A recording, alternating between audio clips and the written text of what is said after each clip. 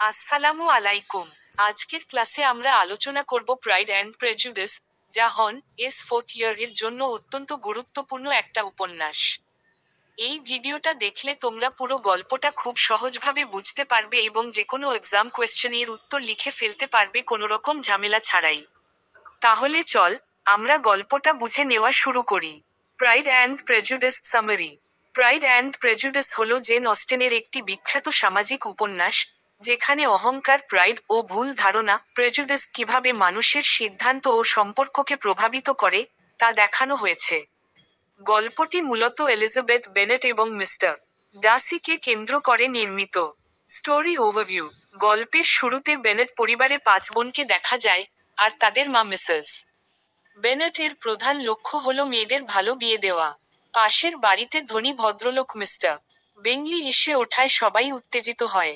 বেংলি জানে বেনেটকে পছন্দ করতে শুরু করে এবং তাদের মধ্যে একটি কোমল সম্পর্ক গড়ে ওঠে। এদিকে বেংলি বন্ধু মিস্টার ডাসি প্রথমে অহংকারী আচরণ করে এবং এলিজাবেথকে গুরুত্ব দেয় না।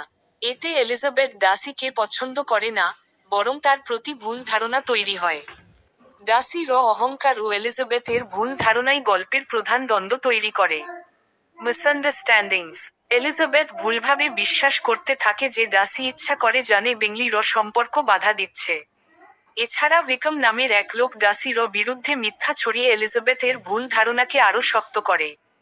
এই ভুল ধারণাগুলোই এলিজাবেথের মনে ডাসি সম্পর্কে নেতিবাচক দৃষ্টিভঙ্গি তৈরি করে। Turning point. একসময় ডাসি এলিজাবেথকে বিয়ের প্রস্তাব দেয়, কিন্তু এলিজাবেথ তা প্রত্যাখ্যান করে। পরে ডাসি একটি ব্যাখ্যামূলক চিঠিতে আসল সত্য জানান। এলিজাবেথ বুঝতে পারে সে ডাসিকে ভুল বুঝেছে। ডাসির নম্রতা ও দায়িত্বশীলতা তার কাছে ধীরে ধীরে স্পষ্ট হয়ে ওঠে। এন্ডিং।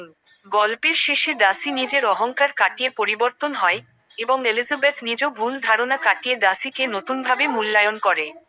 জানে বেংলি ও এলিজাবেথ ডাসির বিয়ের মাধ্যমে গল্প সুন্দরভাবে শেষ হয়। Message of the novel.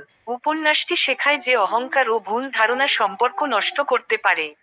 সঠিক উপলব্ধি, নম্রতা এবং মানসিক পরিবর্তন মানুষের জীবনে বড় ভূমিকা রাখে। আমি আশা করি প্রাইড অ্যান্ড প্রেজুডিস এর সামারি তোমাদের পরিষ্কারভাবে বুঝতে পেরেছ। এই উপন্যাস থেকে এক্সামে প্রতি বছরই প্রশ্ন আসে, তাই ভিডিওটা ভালোভাবে দেখে রাখো। তোমরা চাইলে নিচে কমেন্ট করে জানাতে পারো পরের কোন নভেল বা টপিকের সামারি ভিডিও চাই। ধন্যবাদ সবাইকে। ভালো থেকো, স্টাডি স্মার্ট। এরকম আরও ভিডিও পেতে চাইলে প্লিজ সাবস্ক্রাইব করে পাশে থাকুন।